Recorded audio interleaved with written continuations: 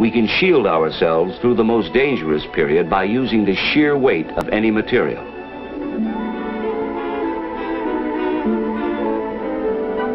But the protecting material must be heavy. To shield out some 99% of the radiation, you would need about 5.5 feet of wood, or 2 feet of earth, or 1 1/3 feet of concrete, or a half foot of steel. Even though the thickness of these materials varies, they all weigh the same. Taking a house as an example, it offers a small amount of mass and distance from radiation, but not enough protection in an area of heavy fallout. The solution is plain.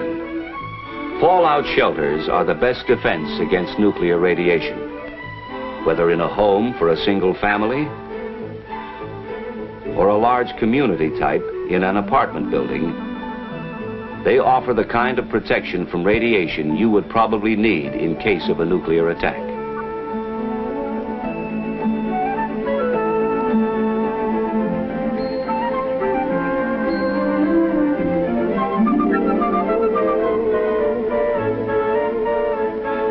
But the best shelter would be worthless unless it was used. Most people find it hard to understand how silent, invisible rays, which cannot even be felt, could be so damaging. Let's see what happens when radiation penetrates the body and attacks the cells. What is a cell, and what happens when it is attacked? It's a simple organism, which reproduces itself by dividing. Our bodies are made up of millions of cells. They're the building blocks of our blood and tissues. Now, powerful radiation strikes, and cells are injured or destroyed. If radiation stops before the accumulated dose is too great, almost all of the damage eventually will be repaired. If radiation continues, there are some cells less able to function at top efficiency. Should the body fall behind in its recovery, severe illness or death could result.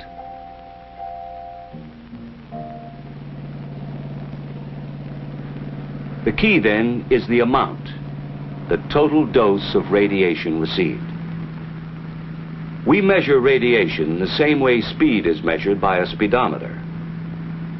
Only instead of a speedometer, we have a rate meter, and instead of miles per hour, we measure the rate in roentgens per hour.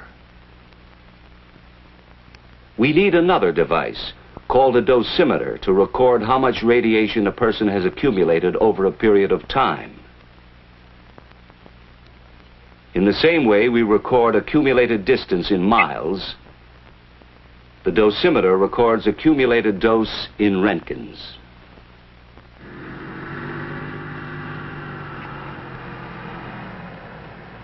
With this in mind, let's return to background radiation.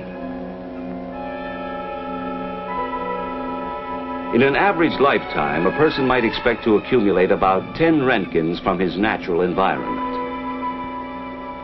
Not enough to affect his health.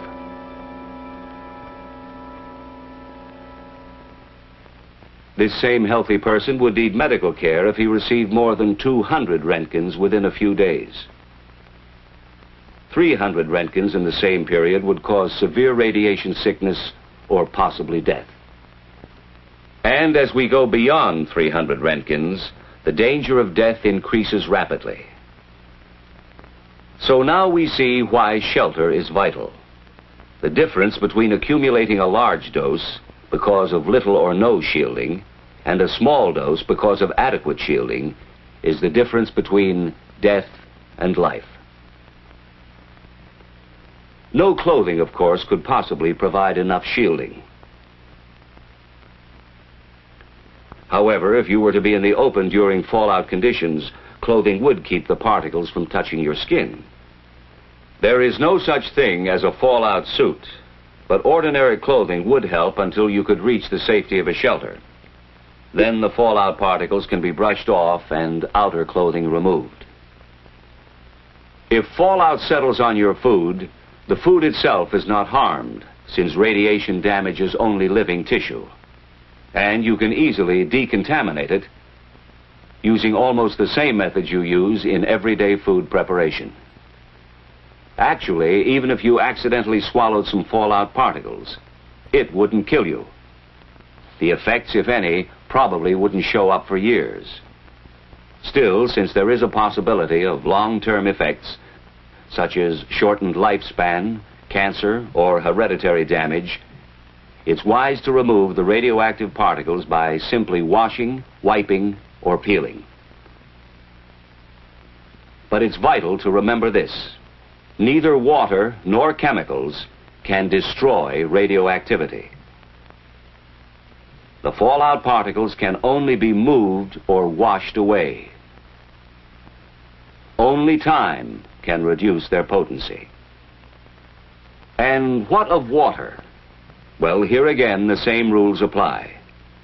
If necessary, you could drink water containing fallout particles without worry or immediate harm.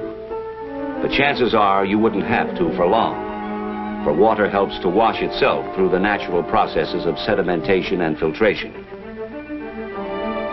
And swiftly moving rivers like this would carry most fallout particles downstream.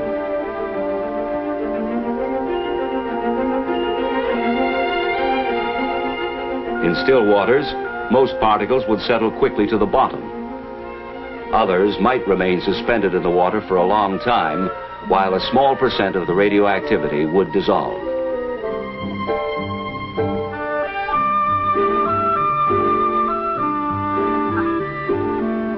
The normal processing of a water treatment plant would make it safe to drink.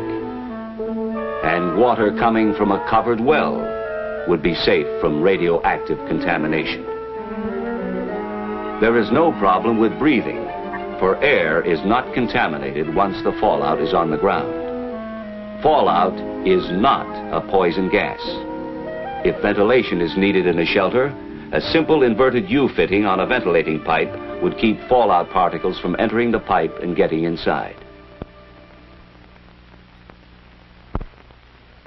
Of course, surviving a nuclear attack means more than just waiting in a shelter for radioactivity to decay to safe levels. Survival, reconstruction, and recovery would involve decontamination in many areas. A very difficult job. Unit 8 at Elman Morse. Dose rate 15 Roentgens per hour. Okay, Unit 8. Fallout would have to be removed from important areas by street sweepers.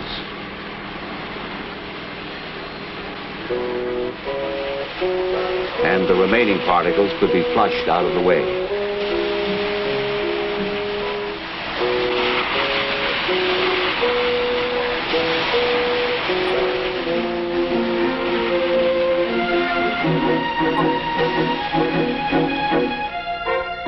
Food would be a problem.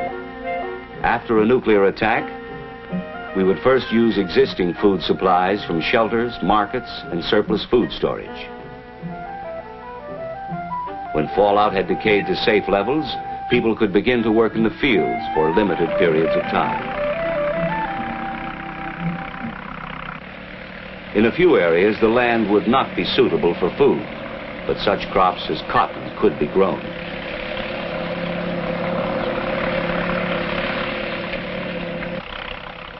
Crops for human consumption would be grown in areas that had received the least fallout.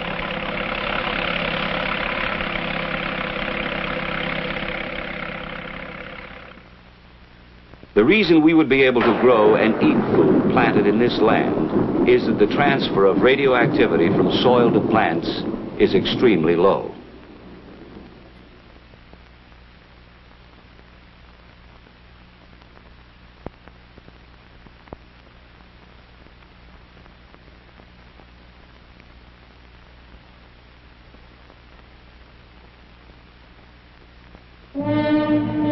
And so, if nuclear attack should ever come, in spite of every effort to avoid it, we must be able to survive and rebuild for the future.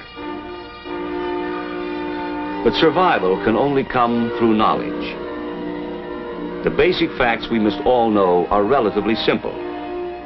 First, There is nothing new about radiation. It has always been with us. What is new is the vast amount we would be exposed to as a result of nuclear explosions. Much of this danger would come to us in the form of fallout. But we are not without personal weapons or defense. One of these is time. Radiation decays, and so we would not have to take maximum precautions indefinitely.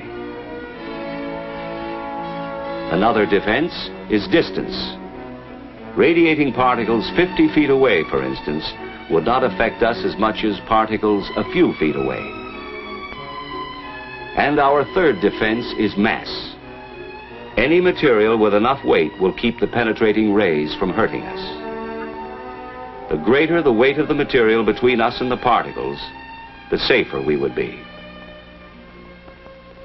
The best way we can use all three weapons of defense is with an adequate shelter, thick enough to shield off a good part of the radiation until it has decayed to safer levels.